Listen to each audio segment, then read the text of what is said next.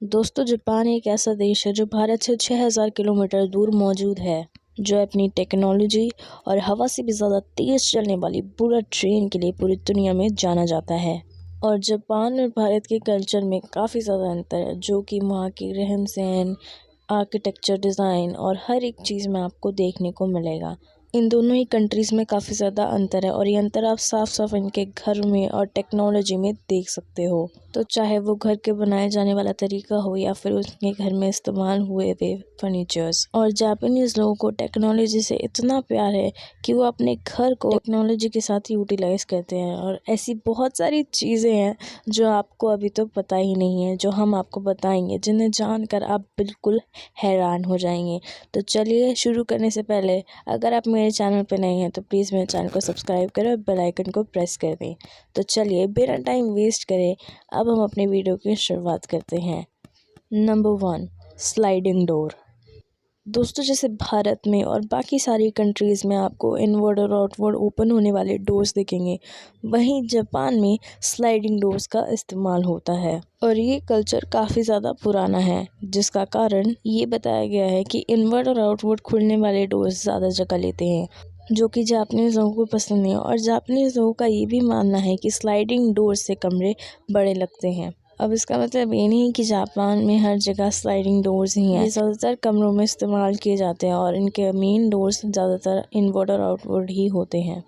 Number 2, wooden house. जहाँ भारत के घरों को सीमेंट और ईंट पत्थरों से बनाया जाता है, वहीं जापान के घरों को कई अलग अलग तरीके की लकड़ियों से बनाया जाता है, जहाँ पर फ्लोर से लेकर सीलिंग तक हर एक दीवारें लकड़ी से बनी होती हैं। और कई बार फ्लोर्स पर खास तरीके के कपड़े से बना मैट लगाया जाता है, जो कि फ्लोर की खूबसूरती को ज़्यादा बढ़ा देता है। जापानीज़ घर लकड़ी से बने होने की वजह से ये मतलब नहीं है कि वो काफ़ी ज़्यादा कमज़ोर हों और दिखने में किसी भी तरीके से कंक्रीट या सीमेंट के घर से कम हों। ये घर लकड़ी से बने होने के बावजूद भी काफ़ी ज़्यादा मजबूत होते हैं और कई 100 साल पुराने जापानीज़ लकड़ी से बने हुए घर आज भी जापान में मौजूद हैं, जो कि बिल्कुल सही सलामत खड़े हैं। वैसे लकड़ियों से वेस्टर्न कंट्रीज़ में भी घर बनाया जाता है। इसका कारण ये है कि इन देशों का टेम्परेचर लकड़ियों के घरों के लिए काफ़ी ज़्यादा सही होता है और वहाँ लकड़ियों के घर में जो भारत में दीमक लगती है उसकी समस्या कम होती है। वैसे भारत के साउथ में लकड़ियों के घर बनाने के लिए टेम्परेचर काफ़ी ज़्यादा सही है। Number 3, Japanese air condition. वहीं भारत के घरों में काफ़ी कम जगह एयर कंडीशन लगा होता है, वो भी इसलिए ताकि वो भी यहाँ ऐसे लगाया जाता है कि हर एक कमरे में अलग एयर कंडीशन होता है और मेन हमारे घर के कमरों को ठंडा करने के लिए होता है। और वहीं जापान के एयर कंडीशन भारत से ही नहीं बल्कि इस मामले में भी बाकी कंट्रीज़ के एयर कंडीशन से ज़्यादा एडवांस होता है, क्योंकि इन्हें इस तरीके से बनाया जाता है कि गर्मियों में घर को ठंडा भी रख सकें और सर्दियों में घर को गर्म भी रख सकें, यानी सर्दी ठंडी का मज़ा एक ही एसी में। तो भैया जापान की टेक्नोलॉजी एक तीर से दो निशाने मार रही है।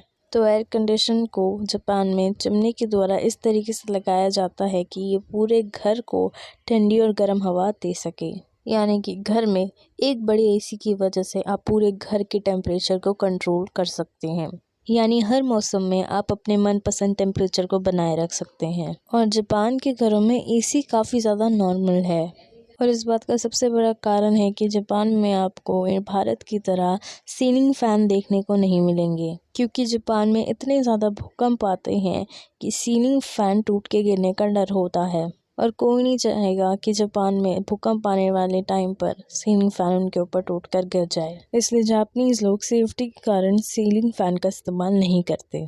Number 4, toilet.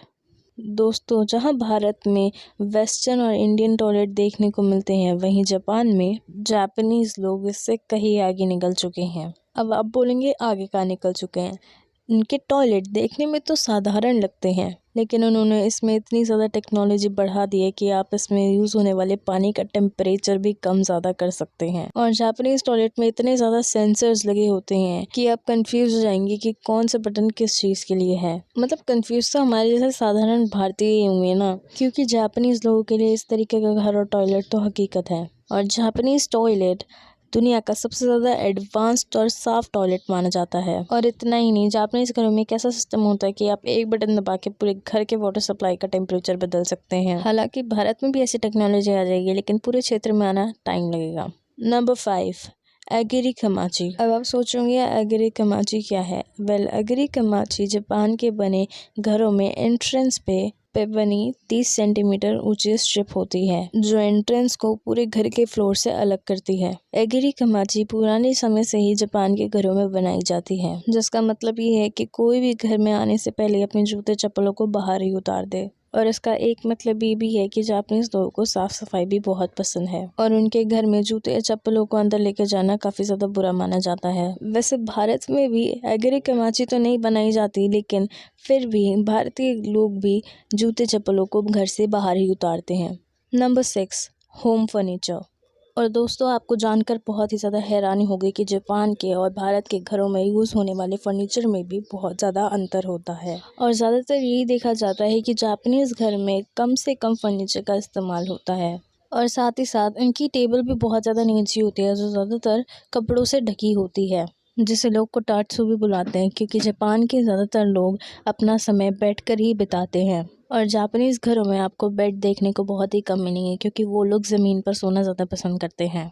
Number 7, doorbell. और दोस्तों, जापानीज़ लोगों ने अपने घरों में टेक्नोलॉजी का बहुत ही ज़्यादा अच्छे तरीके से यूटिलाइज़ किया हुआ है और डोरबेल भी इन्हीं चीज़ों में से एक है, क्योंकि भारत में जब आप डोरबेल बजाते हैं तो आपको अलग तरीके की आवाज़ें, चिड़ों की आवाज़ें और गाने सुनाई देते हैं। वहीं जापान में जापानीज़ डोरबेल बहुत ही ज़्यादा एडवांस्ड है, क्योंकि उसके अंदर कैमरे से लेकर माइक्रोफोन और स्पीकर लगाया जाता है, ताकि बाहर से आने वाले किसी भी व्यक्ति को आप देख सकें और पहचान सकें। और ज़्यादातर सभी चाइनीज़ घरों में यही डोरबेल लगी होती है।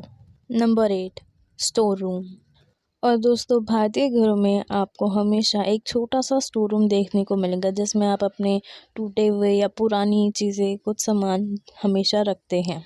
लेकिन शायद ही आपको जापानीज़ घरों में इस तरीके का स्टोर रूम देखने को मिलेगा। जापानीज़ लोगों को स्टोर रूम अपने घर के अंदर बनाना अच्छा नहीं लगता, इसलिए ज़्यादातर जापानीज़ अपने घर के बाहर ही स्टोर रूम बनाते हैं या फिर काफ़ी ज़्यादा छोटे स्टोर रूम बनाना पसंद करते हैं, जो घर में किसी ऐसी जगह पे हो जहाँ किसी को दिखाई भी ना दे, जैसे इन सीढ़ियों के नीचे।